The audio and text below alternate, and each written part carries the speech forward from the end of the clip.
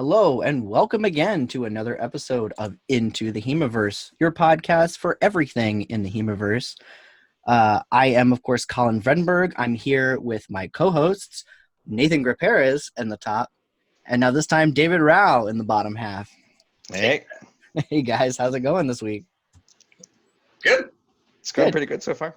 Good. I will probably announce to our viewers who just saw it happen, but we've got some new graphics for the show, which is amazing. They were done by Mariana Lopez, who was a guest earlier, but she can be found at the Fairy Gardener LLC on Instagram.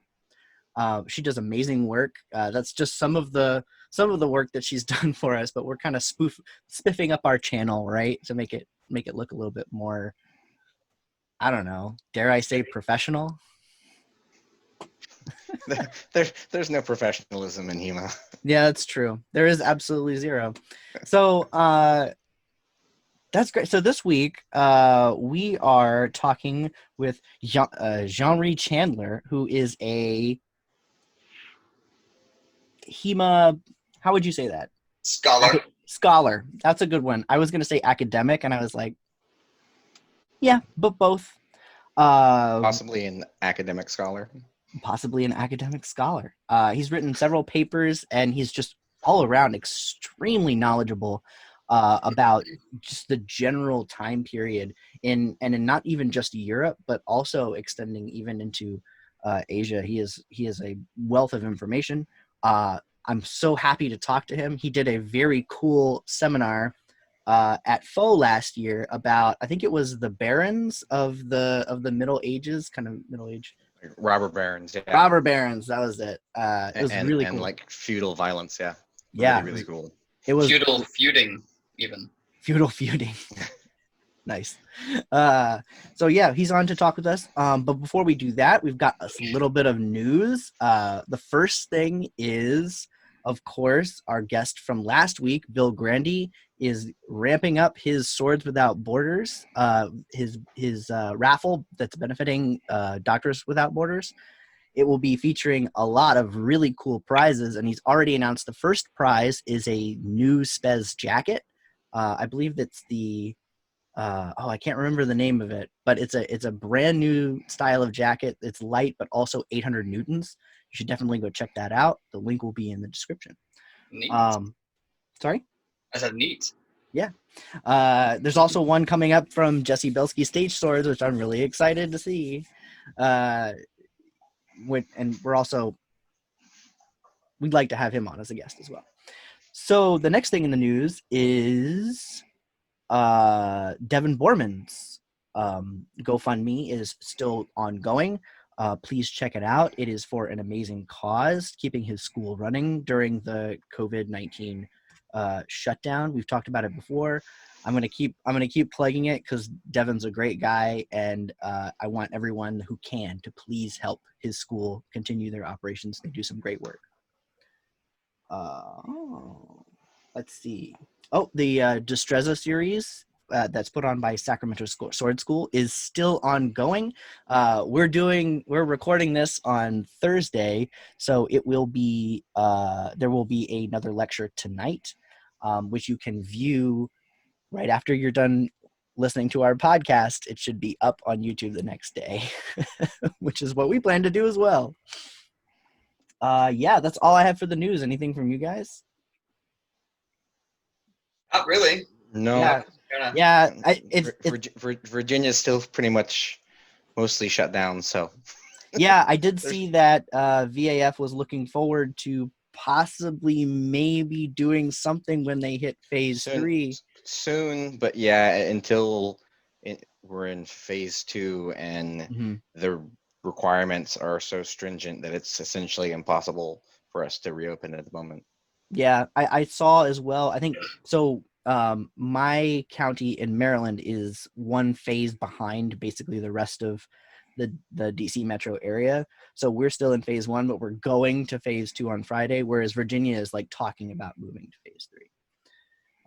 Nathan, you're almost up and running now, right? Yeah, we're totally back up and running. Nice. I mean, yes and no. Texas is reaping what it's sown, but so far the club is fine. We're doing all right. We actually had, I think, like 9 or 10 brand new people sign up for memberships this month. I think Nice. people were kind of just sitting at home during lockdown, not really, knowing what to do, and they either came across a bunch of HEMA videos or finally had some time to sit down and look into it, and they've been seeing it for a while, and here we are. So that's really, really awesome. I like it. It's very rare that we normally on a month-to-month basis have that many new people sign up. So yeah, that's Great. absolutely awesome. Yeah, it's tough because like I want to do like a news section every time we start. It's just not a lot of news going around right now. Well, at least not a lot of positive news. And like I always say, I want this to be a positive podcast. So, all right, well, let's bring in our guest. Like I said, he is a HEMA academic historian, intellectual character with tons of information. We're going to be talking to him about, if I say this incorrectly, I apologize, but we're supposed to be talking about the medieval training practices in period training practices, their brutality, and also we might get into a little bit of the Like dueling culture and that sort of legalities around dueling. Yes, thank you. Exactly. So I'm really excited. This is something that I literally know nothing about. So let's bring him in.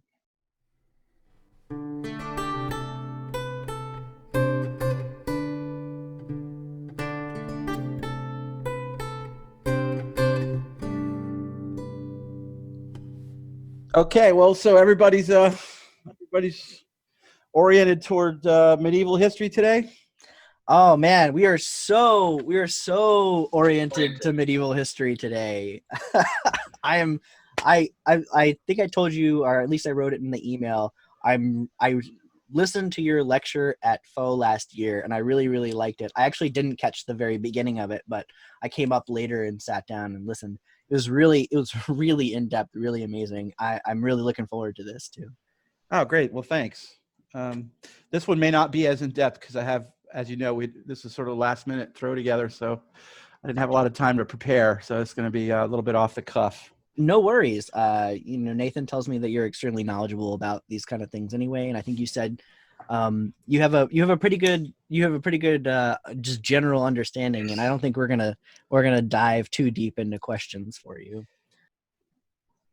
So we're going to get into urban fencing, dueling, street fights, that kind of stuff, or training, or where are we starting? I'm really interested in the training thing. That sounds really cool. Yeah, I am too, actually. Okay. The other thing is just completely stupid. I'm just kidding. Yeah, let's start there. We'll start in a stupid way. Actually, some of them are pretty stupid. Like they look really weird. I did a lecture on training, and it's funny how it seems like these things kind of come in waves. Everybody seems to be looking at a similar research at the same time sometimes. And I was talking to some other people, like Arturo Camargo did a paper. He was talking about physical exercise for people that are planning to do martial arts. And one of the things that you'll see a lot in medieval documents that, all this stuff ties in with their, the physics and the natural philosophy and the kind of weird astrology and right. all that sort of stuff. And in a way, you might want to call, you could make a case that fencing really isn't martial arts, it's solar arts, because any kind of training for warfare or for fighting always falls under the rubric of soul or the sun. So you look at, for example, the von Wolfegg house book. The plate for soul has a bunch of people fencing, and you can see they've got swords. Look like they're right out of Joachim Meyer or something, and this is 100 years earlier. And they're also doing all the other traditional exercises, lifting rocks, jumping. It's a little bit like a pentathlon or something like that. You see. I think I've seen that picture.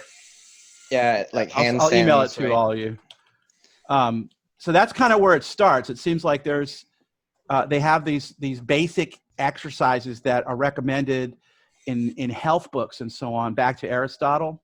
Mm-hmm. And so that would always come up for sort of on a personal basis, but it would also include grappling, which is a hugely popular activity everywhere in the world that I have ever been able to read about in this, in the medieval period and on back, anywhere in the pre-industrial world.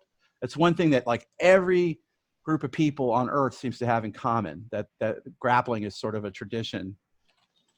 And makes sense. It's the root of all fighting, right? you could make that argument. Yeah. I mean, it's certainly before, but at some point it is, before weapons, right? Yeah. I used to like to say the rock is the oldest, weapon, but maybe the stick, but it's before that it's the fist, right? That's what I was gonna say. It's the choking hand. Yeah. Yeah, I'm going to email y'all that picture. So one of the things that comes up when you're looking for training in the Middle Ages is that if you've done training, like if you've done military training, like in the modern military or something like that, or if you've done training for a serious martial sport like for MMA or something, if you're looking at the Middle Ages, or say kendo or collegiate fencing or any of those sort of things, you do not see what you would expect to find in the Middle Ages for almost any of these things. And that extends from the individual fencing all the way up to armies. So one of the things that develops in the early modern period, and really starting in the late medieval, starting in maybe by the end of the 14th century, is you really start to see a lot of pike warfare. And in Roman times, you start to see a lot of infantry being drilled in a way that we might recognize if you go to boot camp in the army today. You actually do something like 17th century pike drill, like forward march, about face, right turn march, all that kind of stuff. That's really what that is. Sure. But you don't see that in the Middle Ages. You don't really see in the 1300s and 1400s and 1500s. You don't see in the records where they're taking the militia out to a big field and making them march in circles and stuff. And you don't see a lot of those kind of systematic forms of training that we do see in the classical records, like in the ancient Rome, or maybe even to some extent with the Greeks. And we see it even the Greeks. There's some evidence of that as well, I believe. Right. Yeah, there is. You see some of that, and you see it in the later early modern period, like in the time of the 30 Years War. You start to see a lot of that, but and there's some in the 16th century, particularly like, for example, with Lanzknechts, which that's a specific case, and then a little bit also in the Iberian context, which apparently derives from the Lanzknechten, but in the Middle Ages, you just don't see it. You don't find it. What you see instead are a lot of weird games and contests, some of which are super violent, some of which are just strange. And some of these existed not just in the Latinized part of Europe that we're thinking of most of the time when we're talking about the Middle Ages, but also over to, with the Mongols and the steppe nomads and so on. They had a lot of weird games too. So, for example, in learning archery, one of the common games that people would play is something called shooting the popinjay. And popinjay was an old medieval term for a parrot. And so what they would do is they would make a wooden parrot, and they would put it up on a very high pole. And you were either supposed to stand at a certain distance or ride by on a horse and shoot it. And then depending on which, it was made like a 3D puzzle. And depending on which piece falls off of it, you'd get a prize, which could be a lot of money.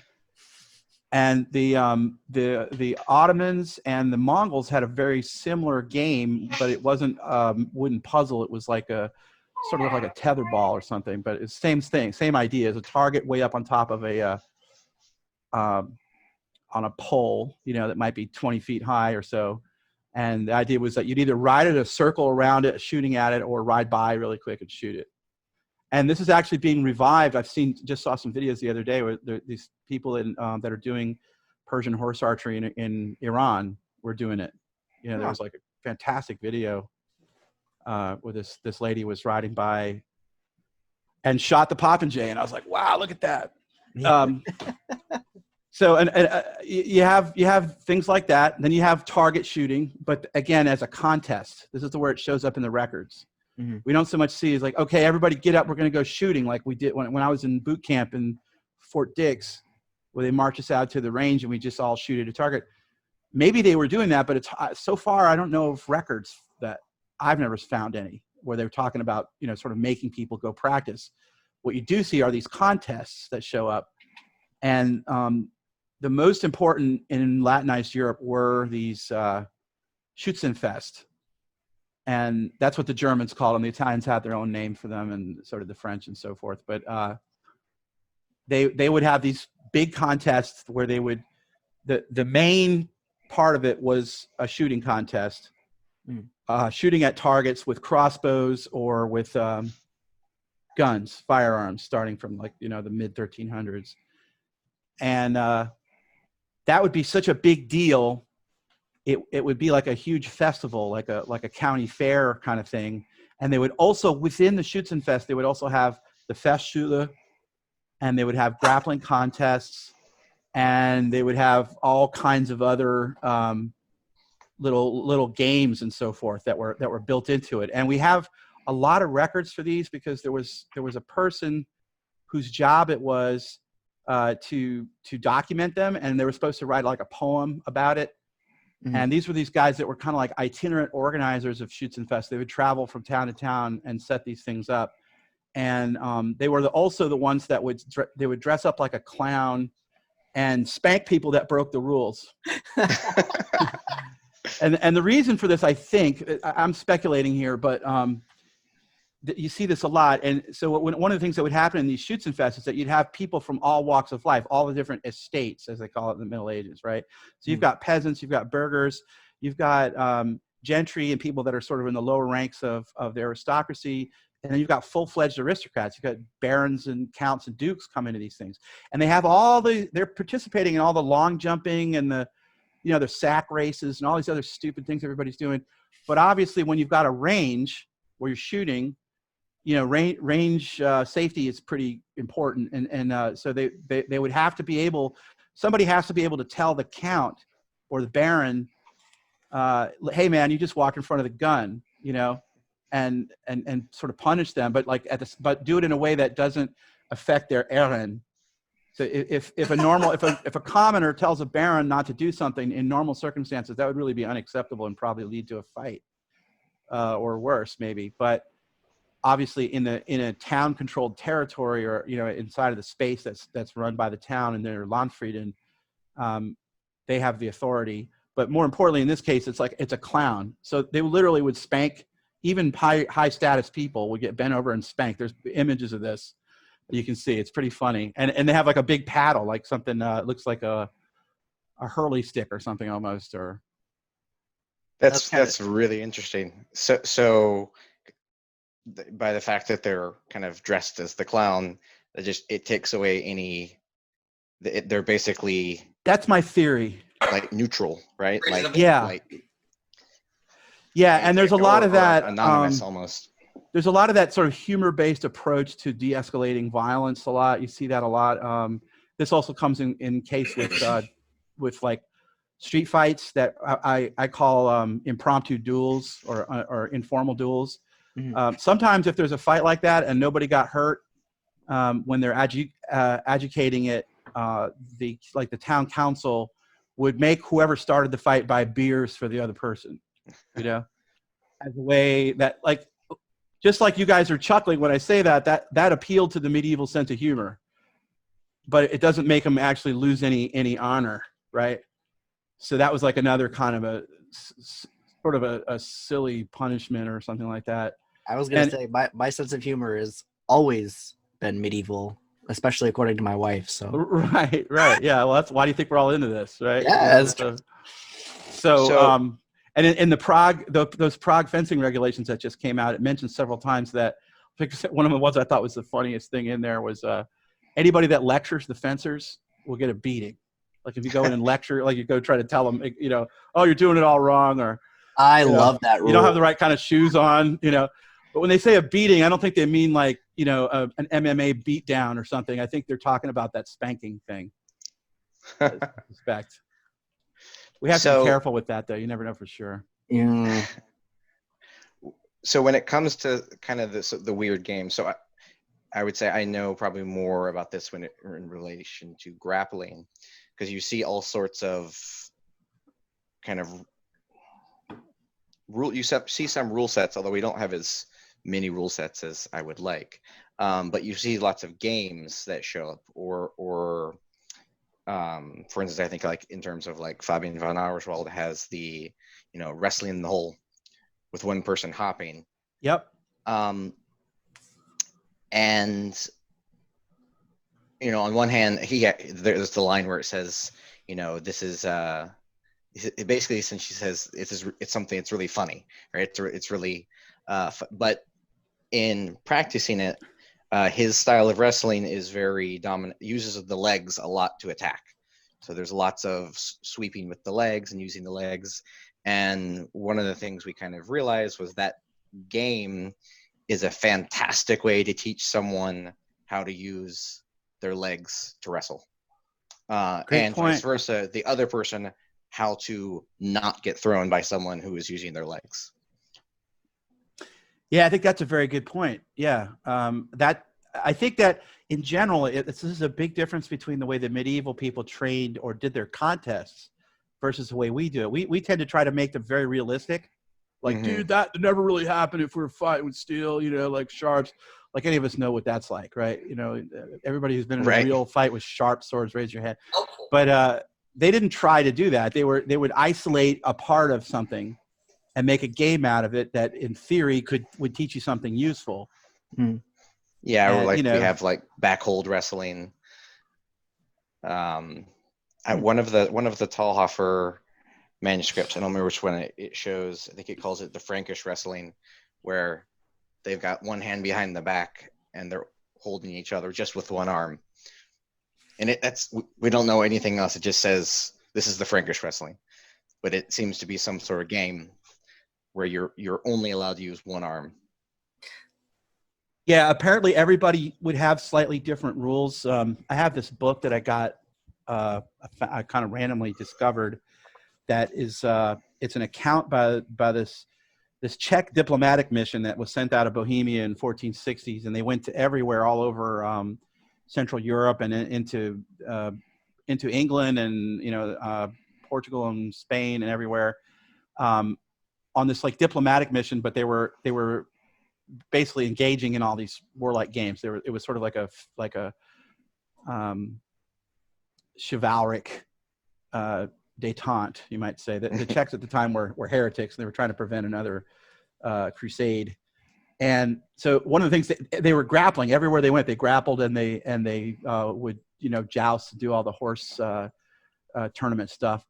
But everywhere they went, the grappling rules were slightly different in terms of what you wore and what whose hand is where, and could you grab people below the belt or not? Could you all those things they expected them to all be different, which to me, again, that's something I like, because I believe in that for HEMA. I think I don't like people, everybody doing the same rule set. I think we should switch them up. It should be a little bit different at every event. I mean, that's a whole nother. Yeah, well, actually, I mean that's exactly when you start talking about like the games that we make to try for train, or the games that they made for training.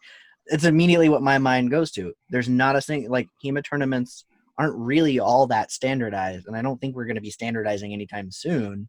So yeah, that's exactly what my mind goes to. Yeah, I hope that's the case. It seems like it's starting to standardize a little bit, but so look, I found a list from something did some research thing I did a while back of all some funny things about Schützenfest. So I'm going to read these off to you if that's okay with y'all. Yeah, go for it. Okay, so one of my main sources here is a guy called Johannes Jansen, who is a 19th century Catholic priest who did a big, long history of medieval Germany. So he says that in Magdeburg in 1279 is one of the first documented Schützenfest, in which the first prize was a maiden, and her name was Sophie, and she was won by a merchant. Oh no!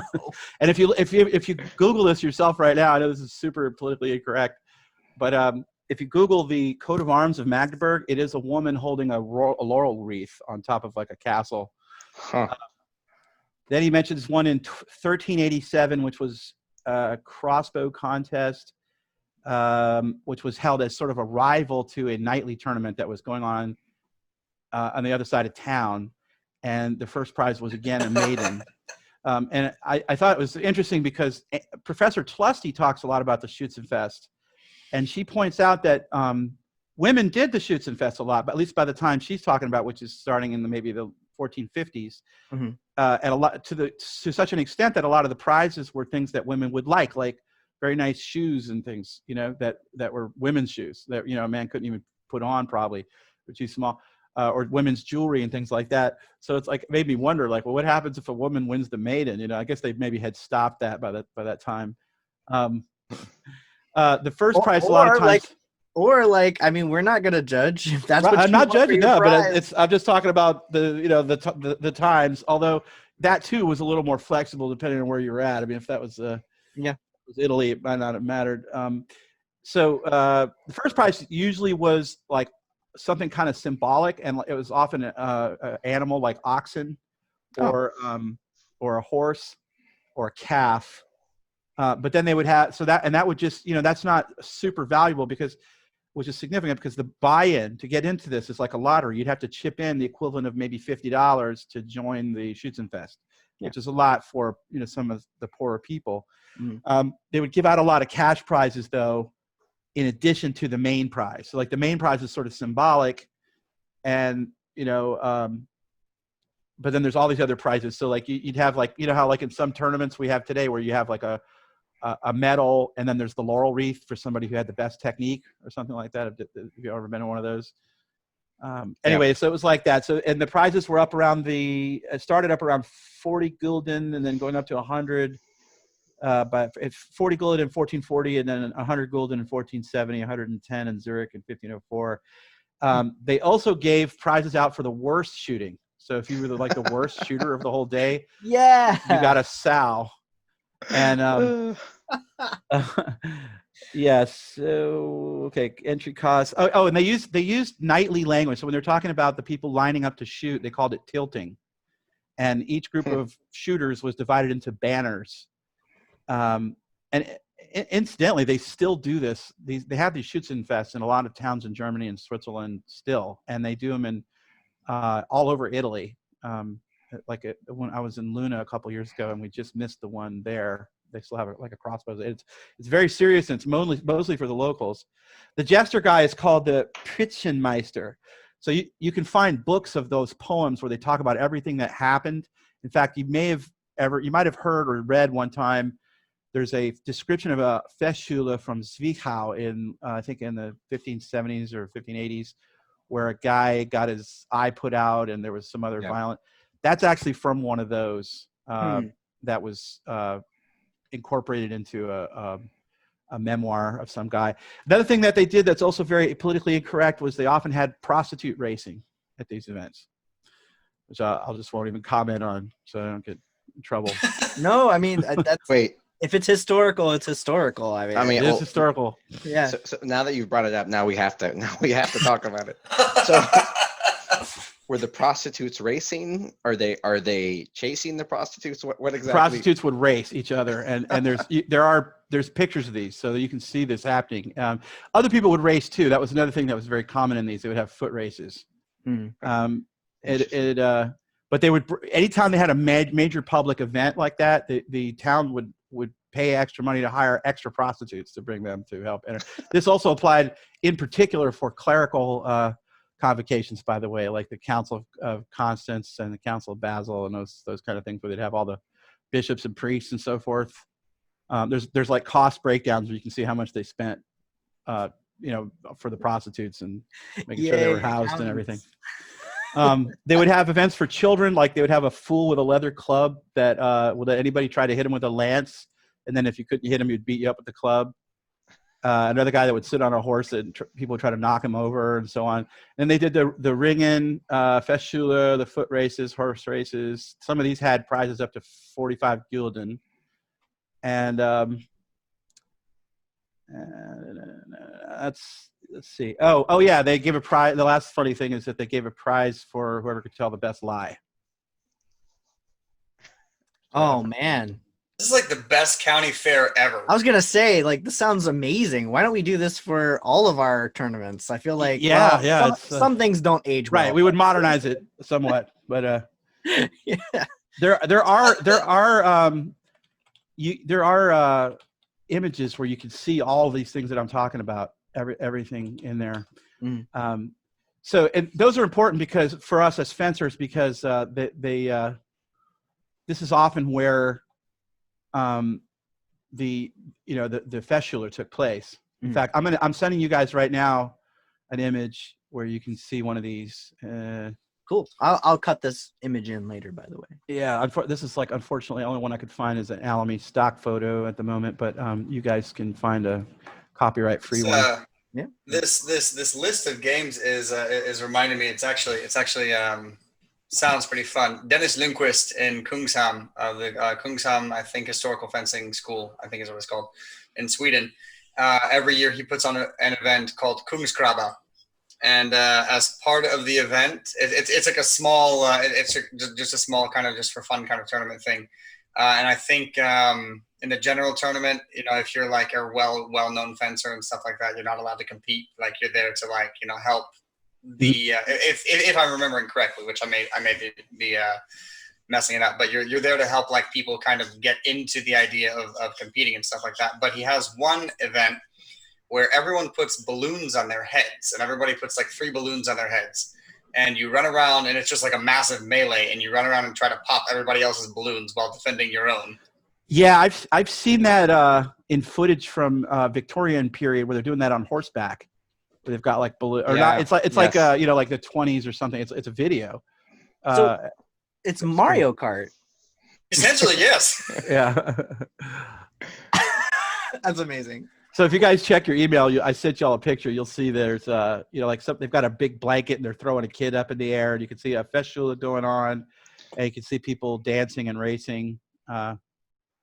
Anyway, so the Schützenfest, that's an important thing. It was also real important diplomatically, where a lot of times the militia from one town would get together with another town. They would invite, somebody they wanted to ally with. And if they get there and they see that everybody can shoot, that gives them confidence, and it helps weld, an alliance. When I did a road trip last year down the Rhine, and we went to, when we were in Strasbourg, they still have all these plaques to when they brought the contingent from Bern to one of their Schützenfest, and it ended up being really important because Bern backed them up in some wars that came later. But the Bernese brought a ship all the way down the Rhine, and they managed to keep like a pot of porridge hot or something. So it became this legendary thing. So there's these pictures of this ship with a pot of porridge on it, like several places in Strasbourg, and it all goes back to that Schützenfest. We've got like the Olympic torch, but we've also got like right. You got a bowl of millet gruel instead. It's not quite as glamorous. Just pass it on to the next ship, and you got to eat some, man. It's tradition, Oh no. So a couple of other like examples. See, the thing is, a lot of these things have survived, to the current day. So another one that you may have heard of that I think is really interesting is the Palio di Siena, which is this crazy horse race they do twice a year in Siena, Italy. Do you know about that? Mm-mm. So this is another crazy like martial sport kind of thing.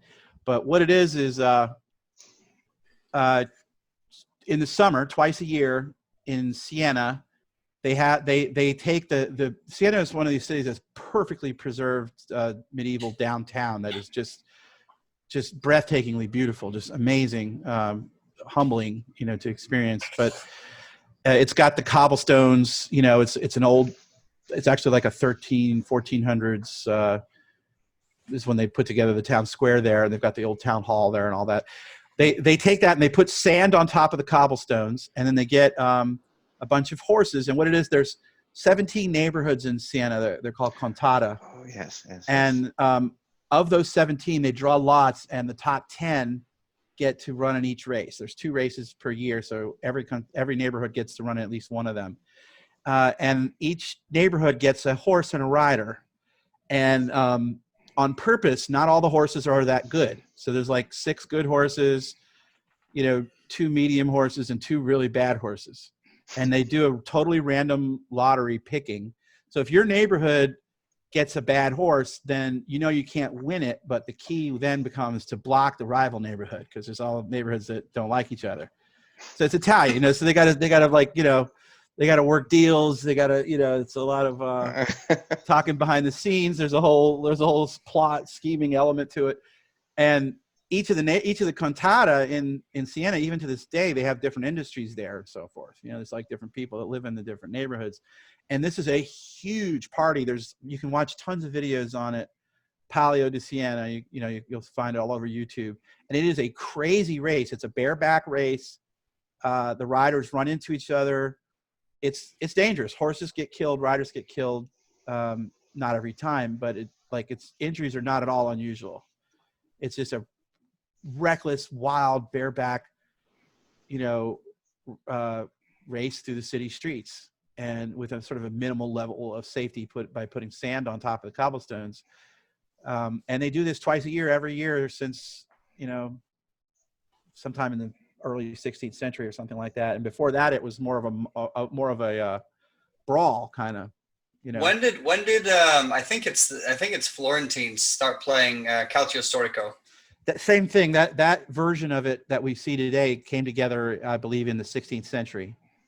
But it is a more codified, or like a more, just like the Palio, it's a more officially organized version of something that was a little looser from before, basically. But yeah, that is another really good example. Since you know what it is, why don't you describe it for everybody, Nathan? To my understanding, it's kind of like rugby, where everybody just beats the shit out of each other.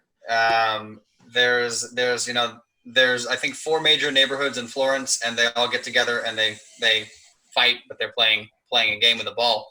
And they've got 2 goals, one on either end, and they're playing like it's rugby, I think, or maybe it's like passed around with the foot like soccer. But there's very few rules, and one of the few rules is like you can't gang up on another player like physically violently with more than 2 people at a time. And like throughout the game, like very frequently people are carried off the fields on stretchers, and there's lots of blood and broken bones. It's amazing. Yeah, it's basically MMA meets rugby. Like you're allowed to just, you don't like the look of the other guy on the other side. You just stop and start duking it out. And that includes punching, kicking, throwing, everything. And it's spread. It's not just in Florence anymore. It's spreading all around Italy. I think there are other versions of like similar type games where like the goal is to get the ball from one town or village to the other village. But there's essentially very few rules other than that. You have to get it from here to there. And so you're trying to figure out how to get it. How do I get from there to there and avoid the people? Those are still, those that are still going on, or from historical? I don't know if they're still going on, but I know I've read. I'd have to find that, but it's kind of like rugby. Again, similar to the Florentine thing, but it's even more longer distance.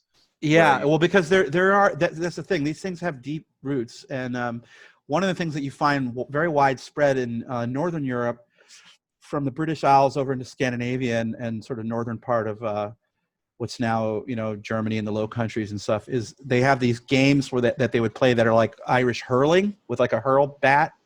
So you've got like kind of a flattened club, and you're supposed to basically, it's a ball game. You're supposed to beat a ball, but to get into a certain goal, but the goal might be miles away, and the games could go on for 3 or 4 days sometimes. That's the largest possible scale of it. And this is almost identical to lacrosse, which they found, when they came to the New World, that I think it was, I don't want to misspeak, but I know it was some Native American tribes that were doing that. I'm going to look it up. It was the Iroquois. Okay. I wanted to say the Iroquois, so. But so that they were finding that the only difference is that the Native Americans had the innovation of the net. So they didn't just have like a solid club. They had like this net thing, which allows you to catch the Yeah, I'm trying to see. Yeah. So it looks like it started finding it in Canada. So yeah, it's probably Iroquois and some of the other tribes up there that started. I'm just looking at the there's a fantastic. Here's a picture of Choctaw doing it. Some really nice artwork. But anyway, so yeah, it's like the same game on the other side of the Atlantic. And they did this in Ireland, they did it in Scandinavia, and they would settle scores over this thing. Like, sometimes they would have disputes between villages or between neighborhoods. And another example of that is also the stick fighting in Venice. They had, I don't know if you guys have ever been to Venice, but there's a famous bridge there. Yes. And they basically would have these battles between neighborhoods where they would go to the particular bridge and just duke it out with these sticks. They were like, basically the rules were you couldn't bring swords. You could, the stick had to be a certain size and a certain weight, so to speak. And there's that one bridge, the Ponte di Pugno, but it happened on all kinds of other bridges. It was like the bridges are the borders between the neighborhoods. So like they would just duke it out, and it got to be this thing where the nobles would watch them fight, and probably place bets or just. It's interesting. It's interesting that you mentioned about sticks and not being able to use swords. I think that it's one of those just obscure laws that isn't a thing anymore. But there at least used to be a law in Sweden that when the water between Sweden and Denmark froze over, the Swedes could legally take sticks and beat Danes back across if they tried to cross. Yeah, that makes sense. I don't blame them. But not swords, just sticks. Right. Yeah. Yeah, that's interesting. I have to look into that. That's pretty. In one of the articles you wrote, you mentioned about I guess a fencing or a kind of a game on ice skates, right, on a lake. Right. Yeah, that's in the travelogue that I mentioned before, the Czech travelogue. Yeah. And when they got to Flanders, which was under the rule of the Duke of Burgundy, they were entertained with various forms of martial sports and grappling and jousting and so forth. And they got to see a bunch of guys fencing on ice skates. And ice skating goes way back, but I think the innovation in Flanders at that time was ice skating on steel skates, because what they used to do is like in the Viking times, they had ice skates that were bone. So they didn't really give you traction. So for traction, they'd be skating with the skates on, and then they'd have like a pole with an iron tip.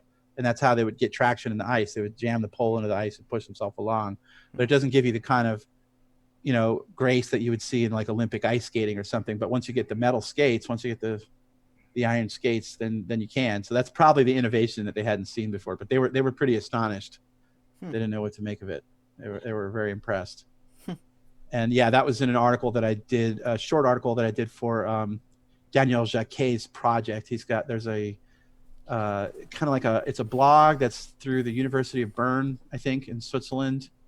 And there's a guy named Jason, who's the other editor, I believe. He's a very nice guy. And they're doing a series of short academic articles that have to do with what they call martial ethic in a urban context, urban medieval context, something like that. So yeah, that is yet another strange, but great sport. I mean, imagine the amount of agility you'd have to fence on ice skates. Yeah, I'd love to see it. I just think hockey needs to add swords into it. Yeah, I'd watch. I don't know if I'd do it. You definitely want a good helmet, so that you need some, definitely build up the back of the fencing mask a little bit. Instead of fist fighting, when they get into a fight, they just pull out their sword and go at it. I mean, imagine what you could do. Oh my God.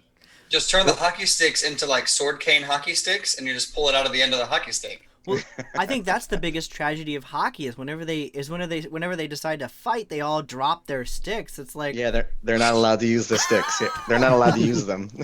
You don't just go to the penalty box; you get charged with assault if you use a stick. So I guess a question to go back to kind of like the purpose of these games, right? So I guess in a modern context, we think about people learning fencing, learning sword fighting for the purpose of, I guess, killing, right? And I guess this might be more than one question, but so how much of these games is, how to phrase this? First of all, how common, I guess, was it for people to die or be involved in sword fights that were ended with one or more people dying? Because that's the first part. You mean in a sport or like an informal? No, duel? in an actual in a not in a sport, but in a I guess a training exercise. No. I'm talking about actual combat. Oh, like a okay. fight, like you got in a bar fight. Correct. Okay, and what was the second part of the question? I guess the second part of the question is, well, let me think about it because I'm trying to think about. Okay, you work on that. I'll answer the first part. So the answer that we have is based mainly on the work of Professor Ann Tlusty. Right. And we have to be. I want to make a caveat on that because we have to be a little bit careful because her study is basically one large town, Augsburg, and then a little bit. I think it was Nordlingen and Regensburg, which are both a little smaller. But basically, one large, two small towns in South Germany, and it's mostly, we're talking, the stuff that was in my lecture anyway was mostly from the 16th century. Then she goes into the 17th. So we got to be careful to assume that means it's the same in every town, or that it's the same 100 years earlier, because there's a lot of similarities, but there's also a lot of it sort of gradually changes as you move through the regions. Right. So like one thing that she points out that I have seen kind of corroborated is they had this rule where if you did anything that could provoke a sword fight, which there was a long list of kind of amusing rules I can go through if you want, but the fine was three gulden. That's what she mentioned. That's fairly consistent. Which, depending on the time period, that could be the equivalent of something like maybe $600 to, up as high as maybe $1,200 down to as low as $80 or $90, depending on, the way the currencies were going at the time. But it was still a pretty significant fine. And we do see that. I've seen that in many other places. Like, for example, Paulus Kahl, the fencing master, was fined 3 gulden for drawing his sword in Nuremberg in the 1460s. And there was a pirate named Klaus Stortebecker who was a knight, and he got fined 3 gulden for getting in a sword fight in Hamburg in 1400 or about 1398 or something like that, and became a pirate because of it. He was so mad about it. So that 3 gulden fine seems to be pretty common. Okay, but from what Tlusty said, and she analyzed the records in Augsburg, which didn't seem to be that violent as far as these towns go, it looked like about half the time that there was a sword fight, somebody got wounded. And then about half of those times, if they were wounded, they were killed. So it was like, it's roughly about a 25% chance. The assumption, however, was that these are the incidents that made it to the city council. So these were like the major incidents. So the assumption is that there was a lot more that maybe the swords didn't even touch, or that they were striking each. You were supposed to strike with the flat. That was the kind of the unspoken rule. And I remember when I went through this, I did a lecture on the Tlusty book back in 2012 at the Higgins Armory, and a lot of people thought it was so strange, but to me, it resonated because like I was a punk rocker back in the day. We used to get in fights, down in New Orleans. There's an area called the French Quarter, and there's a particular street called Decatur Street. And in those days, if you looked a little weird, the tourists that were from Arkansas or wherever they were from, or Florida, they didn't like somebody that had a mohawk, so we get in a lot of fights. But there was rules that weren't really the law, but they were kind of known to be certain things you just didn't do. Like, okay, you could hit somebody in the head with a bottle, maybe as in a sort of in a bad part of a fight or something, to even the odds, but you wouldn't break the bottle and stick it in them. You know what I mean? And that's those were kind of the rules that were, you see reflected in Tlusty's work. There was a cultural prohibition in the German-speaking areas against stabbing. And this is because I think, we don't know why, but I believe that it's because the medicine at the time was actually, it was a lot better than you would think. People didn't die as easily from a little cut or something like that. When you're reading, I read hundreds of letters and autobiographies and chronicles and all sorts of stuff. If somebody gets a cut in the Middle Ages, there's no assumption that they're going to get an infection and die the way we tend to assume today that would be the case then. They apparently had ways of dealing with it. And I've tried to figure that out a little bit. I've got some insight into it, but I don't fully understand it. But a thrust, if you got stabbed and it punctures your gastric cavity, or if it punctures your intestines, or if it goes through your skull or through some part of your face where air is coming out of your windpipe or something, they didn't have any way to deal with that. You're going to die. And so you might get cut in the hand and lose a finger or something, or you might be partly crippled. You might lose part of your muscle in your arm from a cut, and that could severely impact your life, but you won't be dead necessarily. And from the town's point of view, really what they wanted to do was prevent feuds. If you and I, David, get drunk and we get into a fight and I cut your head off, I'm going to have, Mariana's going to be coming after me with the whole of a sphinge behind her. Right. I'm definitely going to die. So I want to avoid that. So I try to moderate whatever we're doing. And if Nathan is shit-faced drunk and he's picking a fight with me and he's really too drunk to fence, and he tries to kill me, but he's trashed and I'm fairly safe, probably what I'm going to do is like crump out into his sword and hit him as hard as I can with the flat of mine right on the side of the head to kind of knock him down and maybe slap some sense into him instead of trying to kill him. That was the assumption. And whenever somebody did die, you can read the testimony of the town council, and there's long interviews and everything. It's always a big deal. And they would be saying, look, I wasn't trying to cut him, or I wasn't trying to stab him. I tried to hit him with the flat and he tried to kill me 3 times. Everybody saw it.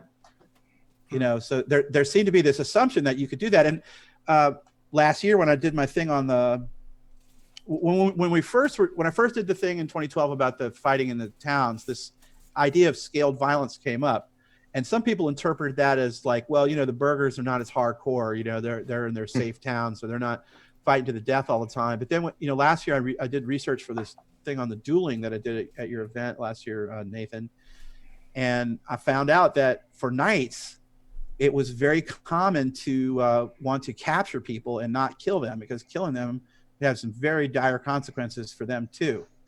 So they were constantly capturing people, but a lot of times trying to make a lot of effort to not kill them. So all this to me boils down to the idea that you'd have to be able to be such a good fencer that you could fight somebody who may be trying to kill you, but you're not going to try to kill them. Like, you're going to try to subdue them.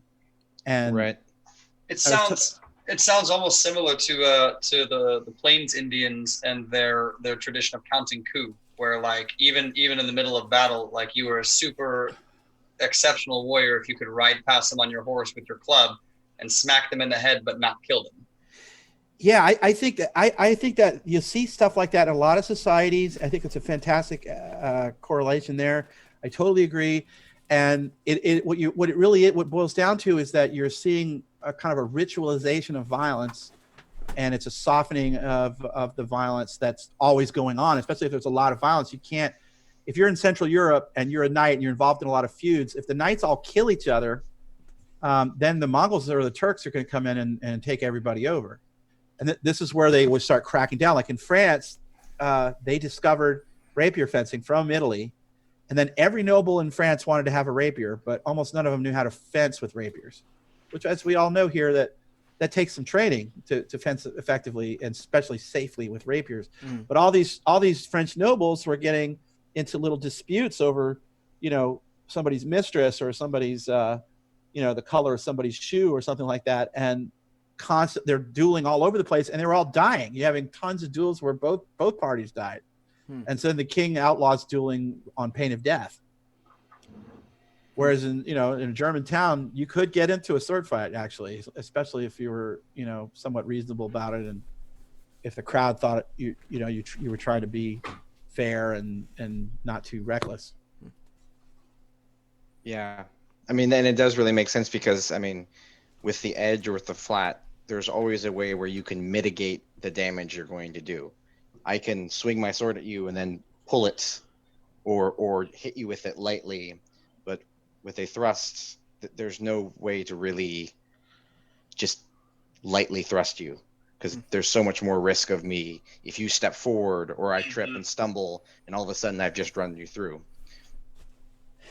Yeah, perhaps. Yeah. And then I guess another thing that I'd read was that, even on the battlefield, there apparently was some prohibition against stabbing with swords among a lot of German troops. The Landsknechts used to say that, and they were carry as distinct from a lot of other rival types of infantry. The Landsknecht sidearm was this Katzbalger sword, which is as you guys know, it's like a shortish, very broad sword with a sort of a rounded tip. Now you can certainly stab with that. Yeah, there you go. Of course, let's see it again. Where is it? Not only does he have one, but it's in reach. I love it. Yeah, so that's a Katzbalger. Perfect. Let's see the tip. Oh, that one's got a kind of a spatula tip there. So you could definitely stab somebody with that. You can run them through, stab them in the throat or the stomach or something, but it's not necessarily going to punch through, rib cage, and it's not ideal for going through armor or something. So. Yeah, I've seen some of them that have almost like a square tip. Yeah. Exactly. Yeah, a lot of them like that. And you also see those, interestingly, in some of the Celtic swords that really have no tip at all. They're completely square. Some of the old Latin swords, but so the Landsknecht had those, but then their neighbors, they're rubbing elbows with Swiss Reichsläufer and so forth, and they were carrying long swords for sidearms. So were the Bohemians too, usually, or Messers. So it's hard to say, it may have been that's some kind of a cultural thing in Germany, because they were having so many feuds and so many little raids, and there was all this friction going on all the time between all the estates in the Holy Roman Empire. And maybe that was an adaptation to that, or maybe there was some other reason that we haven't figured out yet. We always got to leave that open. It's when you're studying the medieval history, particularly any kind of history, I think you got to always be very cognizant of when you don't really know the answer, and that's something I don't really know the answer to. So going back to something it was mentioned earlier, you talked about how we have, in Roman and earlier times, we have like organized drilling, and then of course in later periods, but during kind of this time period, we don't really see that. How much of that would that maybe be because the warfare at that time period is from what I understand, it's much more small units, like skirmishes and things like that, as opposed to large, battles with large armies. Yeah, that there is some truth in that. If you look at Roman battles, the armies on either side tend to be sometimes really, really big, comparable almost to like this World War II battles and so forth. And then when you get into the like the 30 Years' War in the 17th century, you start to see some pretty big armies pretty consistently there as well. However, this thing where there's a lot of raiding and small sieges and small scale warfare, that's kind of a constant in the pre-industrial world. That is always the case. The medieval armies do tend to be a little bit smaller. They're a lot more well paid.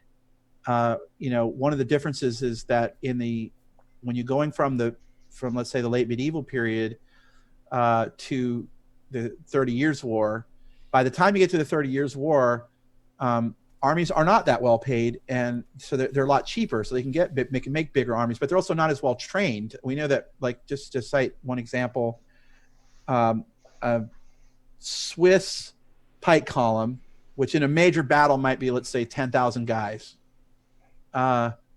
would show up and see an enemy and split into 3 smaller columns and attack immediately from 2 different directions at once. And then if they were hit with cavalry, they would form squares. And if they were under heavy cannon fire, they would split again. And they were very dynamic, and they were known for immediately attacking. This is how Swiss won a lot of their 15th century battles in particular. They show up out of the woods. There they are, like all these battles against Charles the Bold, for example.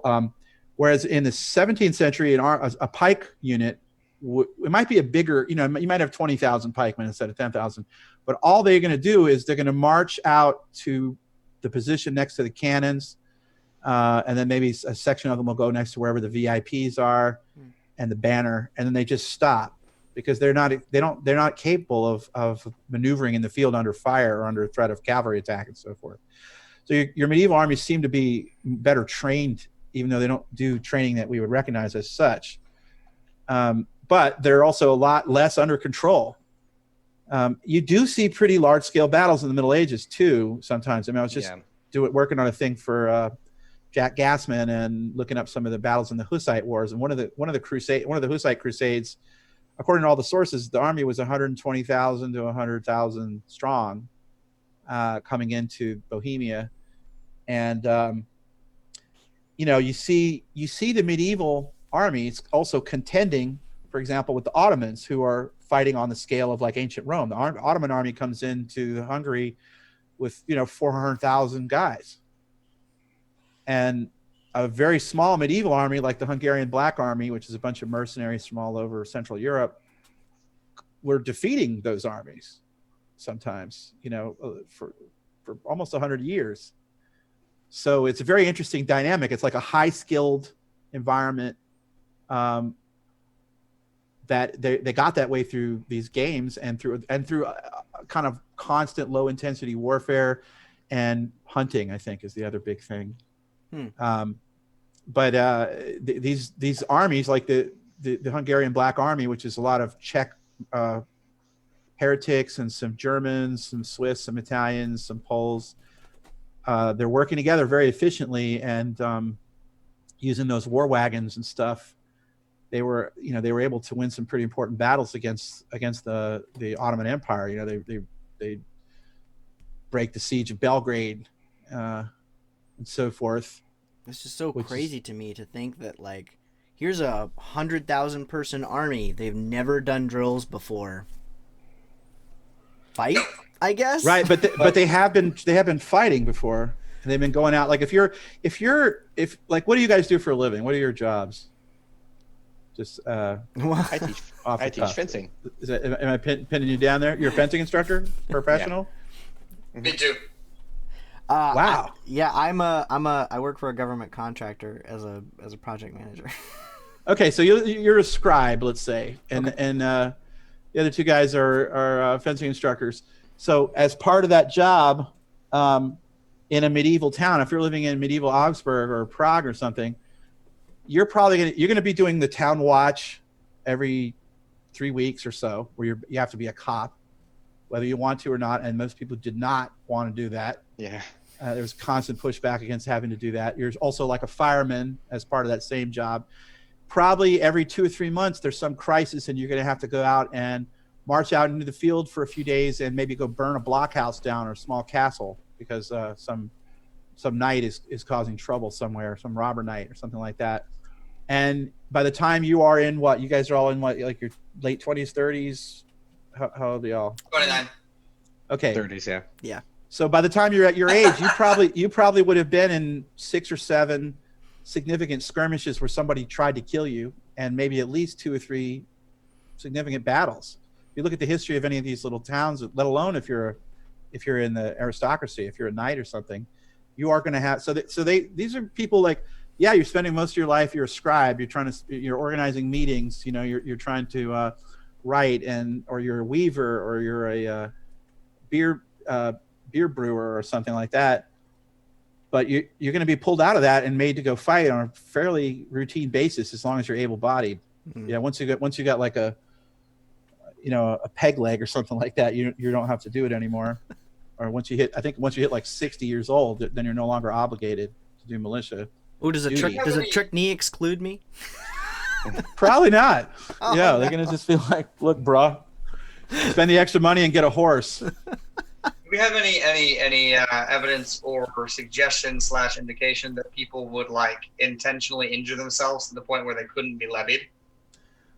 Yeah, probably. I mean, I don't know of any offhand, but I do know that there's constant static about going out and fighting. And so one of the things is that the militia, the Burger militia, tended to be the best gunners and marksmen. So their best crossbowmen or handgunners come from the towns, because that's for them, that's their most important thing for defense. Because if it comes down to the town, somebody trying to besiege the town, you got to have shooters up on the walls to fend off the attacking army.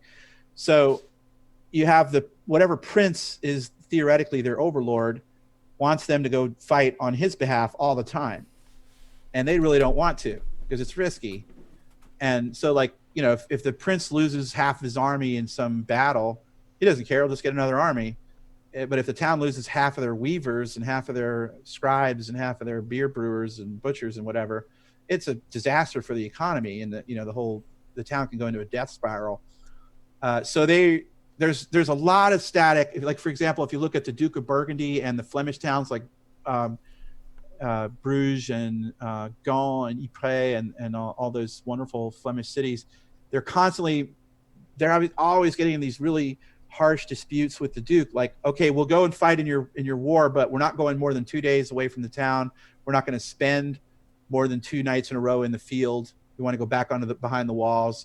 And, from the king or the prince's point of view, that means they're a bunch of cowards. But they're just like, look, if the town is under threat, and if the general peace is under threat, we'll defend it. But we're not really interested in your power struggle. The Germans had a word called Hausmachtpolitik, which kind of means like Game of Thrones. It's like a heavier mouthful because it's German, But if you say that, with a mouthful of marbles, it's even more fun. But yeah, Hausmachtpolitik. But that's what the towns are like. You guys are fighting into this. There can only be one, battle between all the princes. We don't care about that. We just want to have a nice life, in our town and make stuff, make the town pretty, which they do. If you go to those towns, they look pretty. So, and then the individual people also didn't want to go. So that you'll find like they have the statutes for the militias. It's all about, you'll be fined if you don't obey, and you'll be fined if you don't go out. You'll be fined if you don't have your weapons, if you don't have your armor, if if you complain too much, or you didn't bring food. You're supposed to bring food when you go on deployment, or if you run away when we get attacked. And that was like a big thing, particularly with the Swiss. Like, if your unit was broken in the battle, like that could ruin your whole life, even if you lived through it. Because they were really hardcore about never surrendering or backing off. So there was a ton of that. There's a ton of static about all that, and the town watch too. I mean, there's even some cases. We have some in Stockholm where guys sent their wife to do the town watch, and a couple of times apparently they did it, but it was considered, it wasn't considered cool. Really, it was just like, some guy wants to stay home drunk all the time and doesn't want to do his watch duty, so he makes his wife do it. And they were also constantly in trouble for when they're supposed to be on watch, gambling and bringing their wives to hang out with them, and not wanting to go out on the street. If it's February in Prague, you probably don't want to go walking around on the street looking for drunks to arrest. Yeah. And so there's a lot of static about that. And eventually, like the German towns kept doing it. The Italian towns basically turned it over to mercenaries, and then eventually the Italian towns got taken over by their mercenaries. So essentially that was the price you paid to keep having a free town. They usually had maybe a dozen, professionals that would be involved in the town guard in each of these towns in Central Europe, but they didn't trust, the contractors enough, the condottieri, to rely on them. Yeah. So the answer is probably yeah. I wouldn't be surprised. Yeah. No. It was clear that you shouldn't. From commenting. All right. Well, this has been great. I have to say we're kind of running into that hour time frame that I like to keep it to. Does anybody else have any questions they want answered, or anything final to add? I do have something that I was thinking about, because going back to how many of these games that we see, they're almost always lopsided, right? They're almost never Asymmetrical. fair. They're always asymmetrical. Yeah. And that always strikes modern people, I think, as kind of strange, because when we think of our games, we're thinking, okay, we want to have a fair game where you both have an equal chance of winning, right? But as a fencing instructor, one of the things that I have learned is the best way to teach someone how to fence is to force them into asymmetrical situations where, okay, you're not allowed to cut here. You're only allowed to do this. And by having those asymmetrical games, you actually work on skills that you otherwise wouldn't necessarily develop. And combat is almost never symmetrical. Combat is pretty much almost always asymmetrical. There's always going to be different levels and weapons, or the size, the forces, experience. So from a training perspective, that asymmetrical aspect actually makes a lot of sense for preparing you for actual combat, in my opinion.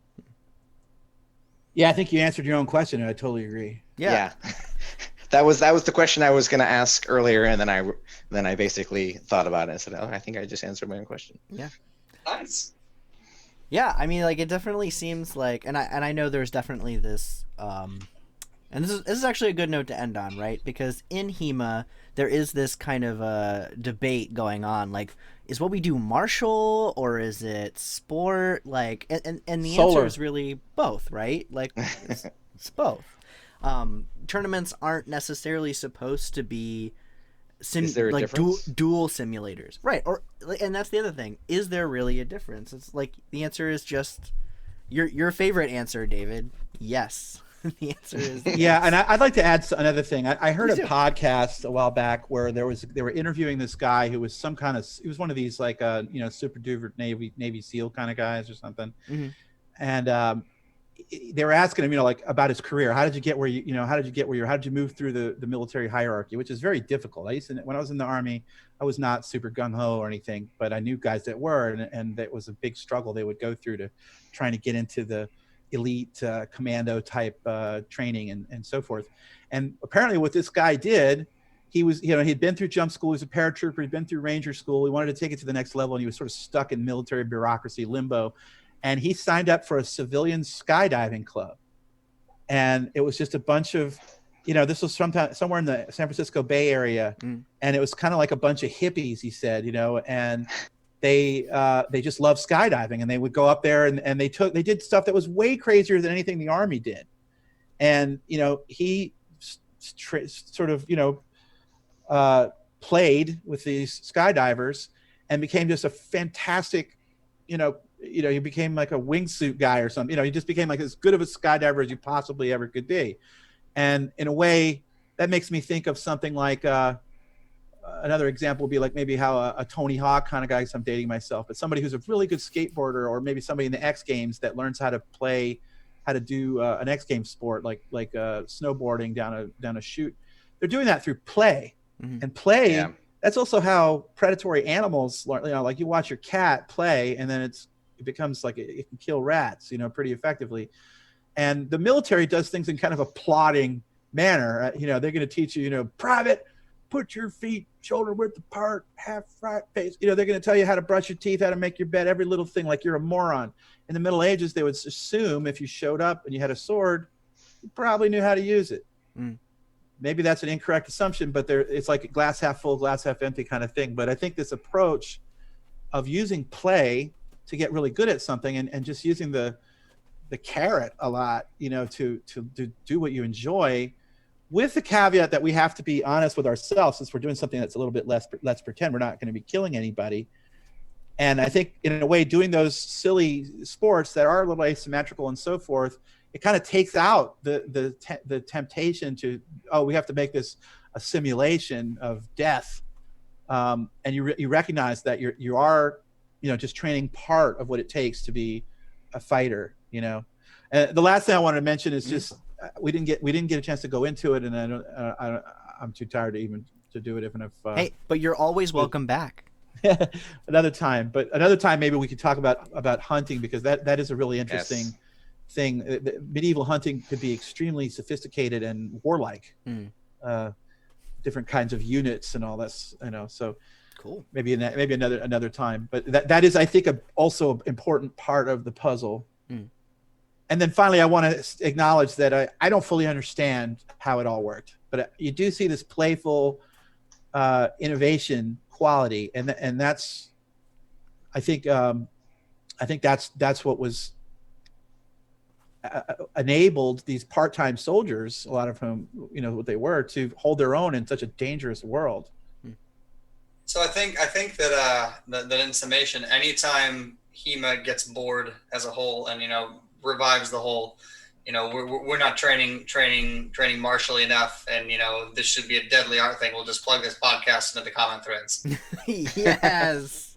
Yeah, I mean, I'm not advocating that we turn it into too much of a sport either, but yeah, I think the whole idea of simulating death is kind of silly, and I don't think that I've never seen any. Well, no, I take that back. There are some places where that's the goal of some training, but certainly not in the medieval Europe. But it's more historical to be at play.